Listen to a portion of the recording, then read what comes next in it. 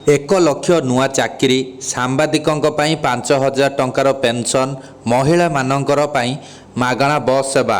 ଆସନ୍ତୁ ଜାଣିବା ଏହାର ସର୍ଭିସେସ୍ ଖବର ବିଷୟରେ। ପଶ୍ଚିମବଙ୍ଗର ବିଜେପି ସରକାର ସୋମବାର ବିଧାନସଭାରେ ଆର୍ଥିକ ବର୍ଷ 2026-27 ପାଇଁ ପ୍ରଥମ ପୂର୍ଣ୍ଣାଙ୍ଗ ବଜେଟ୍ ଉପସ୍ଥାପନ କରିଛନ୍ତି।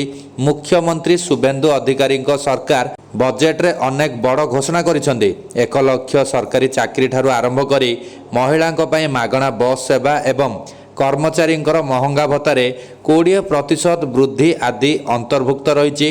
ବଜେଟ୍ ଉପସ୍ଥାପନ କରିବା ପୂର୍ବରୁ ମୁଖ୍ୟମନ୍ତ୍ରୀ ଶୁଭେନ୍ଦୁ ଅଧିକାରୀ ଏବଂ ଅର୍ଥମନ୍ତ୍ରୀ ସ୍ୱପନ ଦାସଗୁପ୍ତା ପୂଜା ଅର୍ଚ୍ଚନା କରିଥିଲେ। ଗୁରୁତ୍ୱପୂର୍ଣ୍ଣ କଥା ହେଉଛି ସାଂସ୍କୃତିକ ପରିଚୟ ଏବଂ ରାଜ୍ୟ ହସ୍ତଶିଳ୍ପର ପ୍ରତୀକ ଭାବେ ବଜେଟ୍ ଡକୁମେଣ୍ଟକୁ ପାରମ୍ପରିକ ବଙ୍ଗାଳୀ ଚଟେଇ ଏବଂ ଝୋଟରୁ ତିଆରି ଏକ ଫାଇଲ୍ରେ ବିଧାନସଭାକୁ ଅଣାଯାଇଥିଲା। ବଜେଟ୍ ଭାଷଣର ଆରମ୍ଭରେ ଅର୍ଥମନ୍ତ୍ରୀ ସ୍ୱପନ ଦାସଗୁପ୍ତା ରାଜ୍ୟର ଆର୍ଥିକ ସ୍ଥିତି ବିଷୟରେ ଏକ ଗୁରୁତ୍ୱପୂର୍ଣ୍ଣ କଥା ପ୍ରକାଶ କରିଥିଲେ।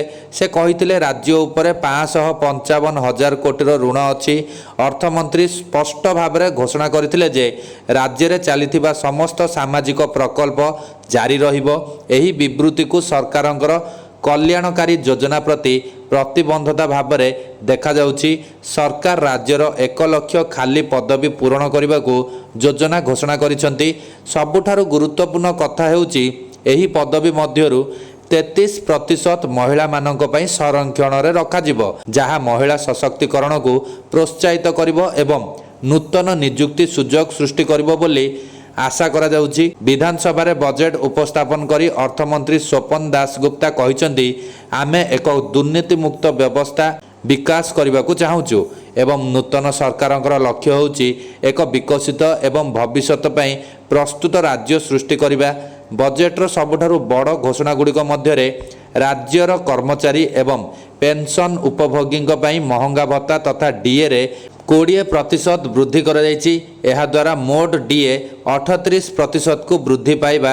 ଅର୍ଥମନ୍ତ୍ରୀ କହିଛନ୍ତି ଯେ ଏହି ନିଷ୍ପତ୍ତି ପିଛିଲା ଭାବେ 1 ଏପ୍ରିଲ 2026ରୁ କାର୍ଯ୍ୟକାରୀ ହେବ।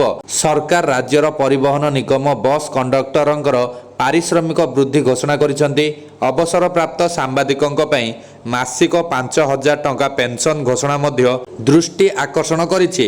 ଏହି ନିଷ୍ପତ୍ତିଗୁଡ଼ିକ ଲକ୍ଷ ଲକ୍ଷ କର୍ମଚାରୀ, ପେନ୍ସନ୍ ଉପଭୋଗୀ ଏବଂ ସାମ୍ବାଦିକ ସମାଜକୁ ସିଧାସଳଖ ଲାଭ ଦେବ ବୋଲି ଆଶା କରାଯାଉଛି। ପଶ୍ଚିମବଙ୍ଗର ବିଜେପି ସରକାର ଜିରା ମଞ୍ଜି ଯୋଜନା ପାଇଁ 14,000 କୋଟି ଟଙ୍କାର ବଜେଟ୍ ବ୍ୟବସ୍ଥା ଘୋଷଣା କରିଛନ୍ତି। ମହିଳାମାନଙ୍କ ପାଇଁ ମାଗଣା ବସ୍ ସେବା ଜାରି ରଖିବା ପାଇଁ 550 କୋଟି ଟଙ୍କାର ବ୍ୟବରାଦ କରାଯାଇଛି। ଏହି ସୁବିଧାର ଲାଭ ପ୍ରଦାନ କରିବା ପାଇଁ ସରକାର ଗୋଲାପୀ କାର୍ଡ ଜାରି କରିବେ।